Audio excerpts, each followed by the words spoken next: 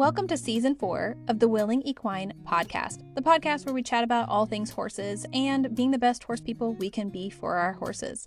My name is Adele Shaw. I'm a certified behavior consultant, and my passion is for creating positive relationships between horses and people.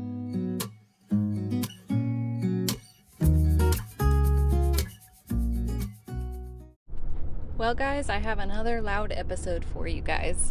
I figured you guys would probably prefer a little bit of a noisy audio background with me driving than no podcast at all this week, month, whatever it is. Yeah, and it's going to be a little bit shorter one, but I wanted to get it out there. I'm trying to stay consistent, trying to stay on top of this. And I wanted to talk about bringing new horses home. I wanted to talk about bringing them home. You know, you go out and you find the companion of your dreams. You've been horse shopping for weeks, months, years. You know, it's your first horse or it's your 10th horse. It doesn't really matter. It's really exciting. You're eager to bring them home, and you also want to do it right. And you want to make sure that you make it as low stress as possible for your horse, and also as low stress for you and enjoyable, and just set everybody up for success. It's a good goal to have, and I'm here to offer some suggestions. Now, there's going to be different ways of doing this. This is not a foolproof, like, it has to be this way or the highway kind of situation. This is just me sharing what I do and how I help horses transition to new homes. And this will also apply to people who will be moving their horses to a new facility or a new barn, even if they're not changing owner. So let's say you have to change boarding facilities and you need to move your horse. How do you help your horse settle into the new facility as easily as possible? This episode will also apply to you and your horse. So first things first is that as much as we're all super excited to get to the new barn, start exploring it, you know, taking the horse out on the trail rides, or maybe getting into the arena and starting our lesson program right away, or getting back into training right away, we need to take it easy. And horses do take quite a while to settle into a new home, especially if they're changing herds. If they're changing herds and their companions are different than they were before, you can expect it to take quite a bit longer for a horse to really settle into a new home. And when I talk about quite a bit longer, I'm going to say that for a full transition process, for a horse that's kind of an average horse, we're not dealing with a lot of trauma, not a lot of unpacking, the horse has normal behaviors, you guys have a good relationship, they're not changing owners, etc., and you've just changed boarding facilities and you're going to a new, good place, a place where they're going to provide them with their forage and their freedom and their friends and all of that, and your horse has been prepared properly for that transition time, which we'll talk about in a minute. I would fully expect it to take that horse about a full 6 months to really settle in. Now, hang on, don't panic. That doesn't mean you can't train for 6 months. It doesn't mean you can't take your horse out of the pasture for 6 months. I'm not saying that. I'm just saying for a horse to reach a state of homeostasis, where they are comfortable in their body again, they're established in the herd, they've, reestablished connections and companionship, they feel comfortable with the routine and the environment, they're settled in, their digestive tracts have adjusted to the new forage, maybe any changes in their feeding regimen. It's going to take a minimum of 6 months. Now, that doesn't mean that, again, like I said, that you have to stop everything and just, put a freeze on everything for 6 months. I'm not saying that. Now, again, we are talking about normal, like the average horse. There are horses where that is going to be the case. It's an abnormal case, but it might happen. So what I'll say, though, is that for at least the first month, for the average horse, I would fully expect them to need quite a bit of adjustment to their normal routine and their normal, how you guys would interact on a daily basis. And if you're getting a new horse that you've never worked with before, you just purchased a new horse, rescued, adopted, whatever it is, again, about a month. That's when I bring horses into my facility, when I bring new horses into my training program. So while I'm not assuming ownership of the horse, I am their full-time care provider and their full-time trainer at that time. I expect it to take at least 3 to 4 weeks for the horse to really start settling in and for us to start making headway in their training. Now, of course, we start training before that, especially when horses come in for lesson programs or training programs. Usually it's a little bit hard to ask an owner to sit for a whole month while paying board and full training, while their horse just kind of chills out before we start the training program. However, that would be really nice. That would be nice if owners could allow for 1 month minimum of the horse settling in before we started a full training program. Usually I start a full training program and I gradually, kind of work the horse up to that. I start it within the first week or two. And so we'll start off maybe the first week, I'll kind of sit with them and get to know them. And this, I'm walking you through again what I do with my horses, whether it's a horse I bought or a horse that comes into my training program or a horse I'm fostering. Doesn't really matter. Any new horse to my facility, this is the program, the routine that I put everybody kind of through, and then we adjust it accordingly to the individual. So we start off with the horse, landing at my facility, and I provide them with their forage. Usually there's a quarantine period too. I do make sure they have companions nearby, but they do not go directly out into the herd. They stay in their own pen, but there is a companion right next to them, so they're not isolated. They're just not able to touch noses or be in the herd with the other horses until we make sure they're not carrying anything contagious, etc. So there's a quarantine period, but they have 24/7 forage. They have lots of room to roam. They have free choice minerals and salts. They have free choice water, obviously. They have access to shelter. They have, their forage, like I mentioned. And then they have companions nearby. I also, at this time and before, if I can, start them on gut support. I start them on anything that is also preventative and also settling. So things with, there's different herbs and stuff. I'm not going to go through it as far as nutrition counseling and medical counseling here. But there are different supplements that are specifically designed for this, that are herbal based, or you can look at something that is more medicine based. And again, there's different brands, there's different things that I use. And I also start them on a really good probiotic. If I can do that before I move them, that's ideal. So I'll start them on gut support a week before, and probiotics and all that before I move them, because this can make the transition period so much easier on them. I also usually start them on something that is calming. So something usually herbal, sometimes something with magnesium or vitamin B's and all that can be helpful if they're deficient in those things, but that is not typically what I go for. I go for something that has, like chamomile or valerian root and stuff like that. Again, talk to your vet, talk to your nutritionist. Don't take it based off of my podcast, please don't. And I start them on that a couple of days before I move them, if possible, if not a week before. So I'm trying to get it all into their system. I'm trying to get them really in a good place physically, mentally, before I make that stressful transition. And then I move them to my place and they continue on it. Now, if they arrive at my place and they haven't been on that stuff, that happens more often than not, I just start them on it immediately. So with their forage, with their companions, with their free room to move, and with the gut support and all that, I usually spend the first week just sitting with them and getting to know them. I might sit outside. Usually I sit outside their pasture, so in protected contact, and I just kind of hang out with them and I let them get used to my presence. I let them get used to me. I'm also usually doing their feeding time, so they get used to me being somebody good in their life that brings them food. And if also going on to this transition, talk and all that, if I can, I will slowly transition their feed if that is necessary. If they're coming from a different barn that fed them something differently, I will spend a good month sometimes transitioning them over from their previous feed. And if possible, I also bring their hay from their previous barn as well. So I'm trying my hardest to transition their gut and the gut flora and all of that very gradually, so that their system goes into as little shock as possible during the transition. And this really impacts the behavior. This really impacts their ability to adjust to a new environment. So everything as slowly as possible as far as transition goes is going to help as well.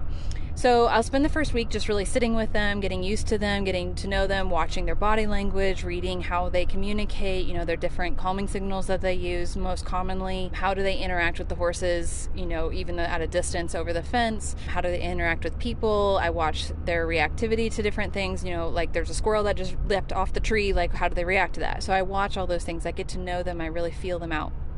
And then I start to let them get to know me, and I'll just spend time with them. I also will be working with other horses in proximity to them, so we could talk about that as a whole different podcast episode of how horses can learn from observation and how they absorb the kind of the feeling and the energy, the emotion of their environment. I really strongly believe that horses definitely pick up on their environment and how they're experiencing through vicariously through the other horses what's going on. So I make sure that any horses that are in proximity to them and any training that's going on is as low stress and as positive as possible, as pleasant as possible. I'm always striving for that, but I'm extra careful of that when I first bring in a new horse. And I want the horses that they are surrounded by to also be good examples. So they're calm, they're well adjusted, they're not reactive, they have good behaviors around people. I'm trying to influence their behavior early on and give them a really good sense of how this is going to go and what the environment is like and how the people are. I'm also very cautious about who interacts with the horses when they first arrive as well.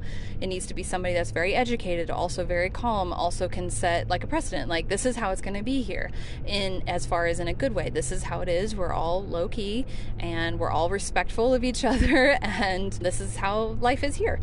So that's like the first week, and then rolling into the second week, it continues along that way. However, I start to introduce some training sessions. And so I'll do some quick training sessions. And, again, this is in context of how I train. So typically when I start working with horses, my training sessions are around 10 minutes each at most. Sometimes they're 5, sometimes they're only 2 minutes, and maybe 1 to 2 a day to begin with. And so I'll start with, let's say we got a 7-day week, right? So I might do 2 or 3 that week total of sessions, and they're probably going to be under 5 minutes long. Maybe I'll do a couple more sessions. It really depends on the horse. Some horses come in with a lot of clicker training knowledge and all that, and are much more stable and, kind of tracking along that average horse as far as like behavior wise and all that.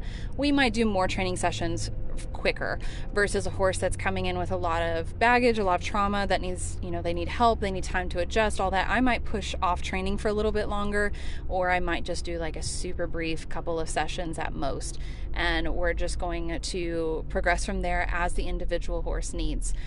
So training from there progresses into more of a full-time routine within 3 to 4 weeks. And then by the 3rd month, that's when I really start seeing the training and the changes and everything start to compound, meaning that I see a huge impact on their behavior. I see a big transformation in their personality and in their behavior towards people and other horses and all that around the 3-month mark.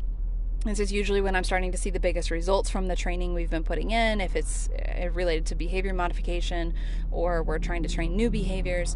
Obviously, we're making progress that whole time, but around the 3-month mark is when I really start to see horses settle into, the training and settle into the environment as far as interacting with the people and figuring out the routine and understanding what's going on. Now, it still takes 3 more months at least for them to fully settle in, especially since I don't start introducing them to the herd until so I usually do a couple week quarantine. So it'd probably be towards the end of the 1st month is when I start introducing them to another horse that they'll be staying with. If they're coming in for training, they'll stay with 1 to 2 other horses that will also be coming in, or they'll be leaving with the training program. I don't usually integrate horses into my established herd unless they're staying long term. Like I have a couple clients' horses. I have one right now. She's staying with me long term. Like there's no deadline on how long she's staying. And she's integrated into my herd because she's just become a member of the herd. I try not to change herd dynamics and remove companions and change horses in and out of the herd unless it's absolutely necessary. So like, for example, this horse that's staying with me, this client's horse, if for some reason something happened, which we don't foresee happening, but if something happened and she left in a year, that would not be awesome. That would be really sad. I know the horses would really struggle with that, but that's kind of an unforeseeable event and it's not expected. Now, however, when horses come in for training, like a 3-month program or a 6-month program, or even for a year, that is coming. I know they're going home. I know they're going home eventually. So I do what I can to put those horses either with a horse that I feel will be able to adjust quickly to their absence, or put them in with another horse that's here for training that also will be leaving, and hopefully around the same time. Now, this takes a lot of management. There's a lot of ifs, ands, and buts. There's a lot of it really depends. I just do the best I can based off of what I know on horse social dynamics and companionship, and I just try my best not to change the herds, especially, and this is just how it is because they're mine, especially my own herd. I don't bring clients' horses into my herd willy-nilly and just have fun. This horse is leaving in 6 weeks. That just wouldn't be ideal, and it would cause a lot of disruption to my own horses, so that is unnecessary. So with that being said, let's see, what are some other things that I do? I did a whole podcast episode on reducing aggression within the herd and introducing horses to each other, so I'm not going to cover that in this episode. I recommend going back and listening to that episode. So just go check that out. I think it's called Aggression Within the Herd, and then also there's another one that's, I believe it's specifically about introducing horses together. So I'm not going to go over that too much in this episode, but just know that there is a slow integration process that I use for horses when I'm introducing them into a herd, whether it's with my herd or with companions that they're going to be with for the next couple of months. And then in reverse, when horses leave my training program and go home, I do this whole thing over again. So they go on extra gut support, they go on extra like a calming support, and for a week or two before, and then we take them home. They go home, and then I have the client keep their horse on those things. Now, the gut support, they stay on lifetime. Like, I always have my horses on gut support. Now, they can reduce the quantity of it or switch to a different product that's a little bit more low-key once the horse is established back at home. The calming one, I only keep them on for like the week before, and then it depends on how they're taking the transition. If they get to my place or home and they transition really easily into home, they seem to be doing fine, then we can wean them off within the first week. If they are having a hard time, though, if they're really struggling, then I might keep them on for more like a month or two. Now, again, it really depends on the supplement you're using too, and what products or what ingredients are contained in it. So I'm hesitant to give you a definitive like timeline. Just know that it really largely depends on the individual horse and what you're specifically using. And I'm happy to consult on any cases where you might be moving a horse and you feel like you need extra support and assistance in that transition process. Now, if I can move horses together as companions, that's even better. I've actually had clients send me more than one horse at a time, where like 2 herd companions will come stay with me at the same time and go through the same training program and then go home together. That is extremely ideal. And if you're changing homes, like if your horse is moving boarding facilities, if you're able to move with another horse that's in that horse's herd, that would be extremely ideal. Or if like maybe you're a private, horse owner and you don't have your own facility, you have boarding facilities you keep your horses at. If you could, obviously I know horses are expensive, but this would be ideal, is if you had a horse, like 2 horses that stayed together no matter what, no matter which homes they go to. That would make the transition process a whole lot easier on everybody and would be ideal. So like, let's say you stay at one boarding facility for, and we always assume that we're going to stay there forever, but let's say it ends up being 6 months and then you got to move again because that boarding facility is shutting down. Well, instead of your horse being ripped away from all of his companions and being thrown into just a totally new place where he doesn't know anybody, he doesn't know what's going on, it's just really stressful, etc., you would be able to move both of your horses at the same time, and at least they had each other. And that is really helpful. Now, keeping the same owner, same person is also helpful, but not as helpful as keeping the companion with them. And yes, this does usually cause them to bond closer together. I don't see a problem with that, though. I think that's actually normal horse behavior and a really good way to help our horses out when they live in such an unstable, constantly fluctuating environment where they're always changing homes, all that. As long as they have one constant companion, that's, to me, would be better than trying to keep them separated and not have any type of strong relationship or strong bonded relationship. You can always work on separation anxiety related behaviors, separation related behaviors on the side, and help your horses feel confident being away from each other in small amounts of time. But I would never expect a horse, or I would never, that it's just really sad to me, honestly, when people purposely change their horses' companions out regularly so that they never get too bonded to just one horse, or when they get upset with their horses or think something is really problematic when their horse is very bonded or connected to another horse. There is nothing more normal in this horse world than horses connecting with other horses.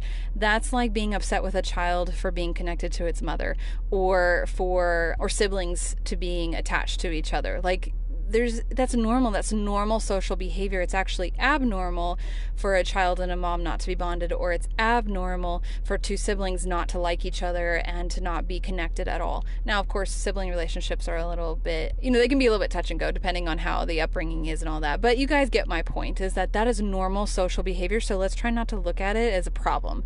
Now, I get it. We're in a man-made environment. Horses have to change homes. Horses have to go into the trailer to go to the vet.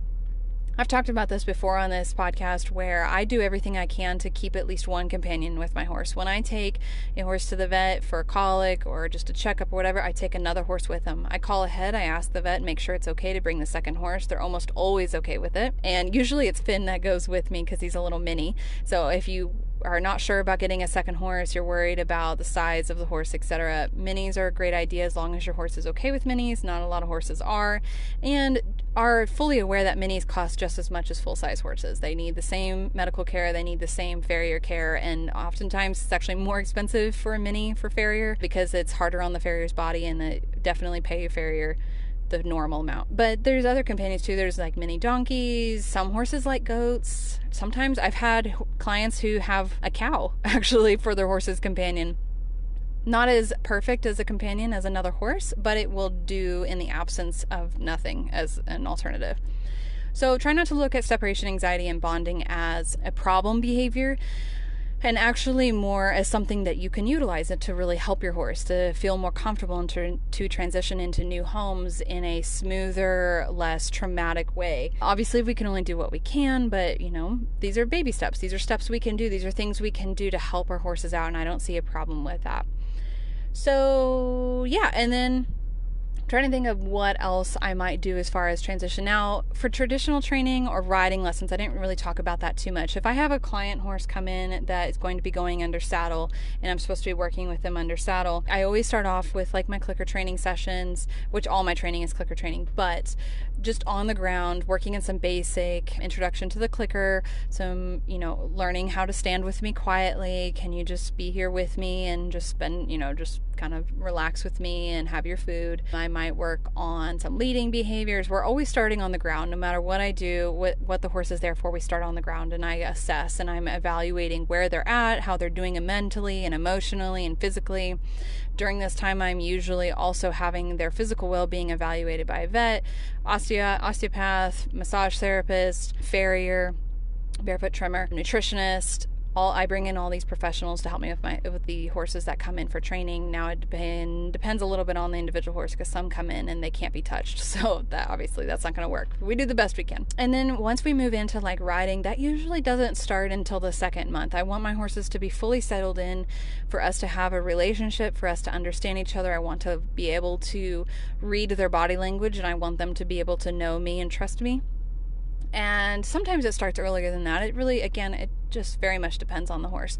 But I would say in general, if you're getting a new horse that you just bought and you're getting them settled into a new home and you're getting used to them and you're trying to, you're figuring them out and they're figuring you out, and you want them to have time to really settle in and feel comfortable in their environment, I would say you shouldn't expect to jump into a regular lesson program for at least a couple of weeks. I would give them I feel like 2 weeks is really tight. I would say 3 to 4 weeks before you start integrating into a lesson program, and then I would start doing it gently. So maybe one ride a week, and you can do some groundwork in between, and then it's like 2 weeks. And again, it's so dependent on the individual horse and the individual situation. So this is not a hard, fast line. This is definitely me sharing with you what I do and how I do it and why I do the different things I do. But it is not like it's an absolute like cruelty to start it day 10. Like, I'm not saying it's abuse or something. It's just not how I do it, and there's definitely a lot of reasons for that, and I'm covering some of them here.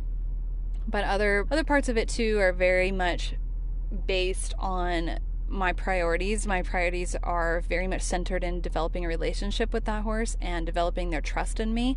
And yes, I do train horses under saddle, but they're not here for show training. They're not here to go compete. And I prioritize their mental, emotional, physical well-being well over, how fast I can get them turned around out of their training program and how fast I can get them into the show ring and all of that. So I base my decisions and I base my program and the structure of my program on that. What does the horse need from me? What can I provide the horse that will help them adjust, that is going to help them feel as comfortable as possible? And I also want them to feel very comfortable to expose their true feelings and their true mental and emotional state to me. A horse that is stressed or worried or fearful or just anxious in general is more likely to suppress what's going on, like the truth of what's going on. Now, a horse that is really comfortable, that feels totally at ease, that is doing well in his environment, he's thriving, not just surviving, is more likely to express to me what's going on underneath the surface, is more likely to trust me with that vulnerability. And I'm not trying to be anthropomorphic, I'm just trying to express that a horse that feels safe and doesn't feel like their life is in danger, even in a small way, is more likely to show me what's actually going on behind the scenes or, beneath the skin. And that's what they're there for. They're at my training facility, they're with me because of that. I need to see what's actually going on. I need to get down into the nitty-gritty. I want them to lay it all out on the table. I want them to be totally transparent and honest with me. So I need them to feel completely safe and completely trustworthy of their environment and people around them and the horses around them to be able to show me all of that. And that takes time. Building that trust takes time in their environment, in the people around them, and the horses around them, and it just takes a lot of time. And then when you have your own horse and you're getting a new horse that's integrating into your family and into your herd, I would imagine you too also want your horse to be really transparent with how they're feeling and who they are and what's going on with them. Just know, though, that this is a really common situation that people find themselves in, is that when they do give that horse time and space to be able to start revealing what's going on underneath the skin and what's going on underneath the surface, emotionally, mentally, physically, sometimes people are surprised. They thought they bought one horse and then they find out they have another one. And that is really, really common. And there's nothing that you did wrong necessarily. There's not something wrong with the horse, and it doesn't mean that they were drugged necessarily. It means that your horse is starting to trust and open up about what's actually going on. And that's actually a good thing, but it can be overwhelming and it can be scary. And it's going to take, I would highly recommend seeking out a professional, somebody who is a professional in behavior and behavior consulting and behavior modification and understands horses and understands their behavior and why they may be doing the things that they're doing. This is a different professional than a riding instructor. This is also a different professional than a colt starter. This is also a different professional than a performance horse trainer. They all have their areas of expertise. A behavior consultant is somebody who can help you get down into the nitty-gritty and help your horse feel safe so that they can be safe around you and get back to the horse that you kind of thought that you originally bought, or maybe it's a totally new horse that you're going to fall in love with and enjoy every minute of. All right, guys, so I covered a lot of ground very quickly today. I hope this gave you just enough information to intrigue you and to get you thinking and seeking out different ways of doing things and a new way of looking at bringing horses home and integrating them into the herd and starting them into a lesson program. And for you trainers out there that are listening, maybe this gives you some food for thought on how to organize and format your training program. There's a big industry out there for people that need trainers and behaviorists. Anyway, there's a lot of people looking for people who are for professionals that understand behavior, that are willing to give their horses time and really get down into the nitty-gritty and build that trust and that safety for that horse. So don't be afraid to organize your training program the way you feel like the horse needs, because there is a market out there for that.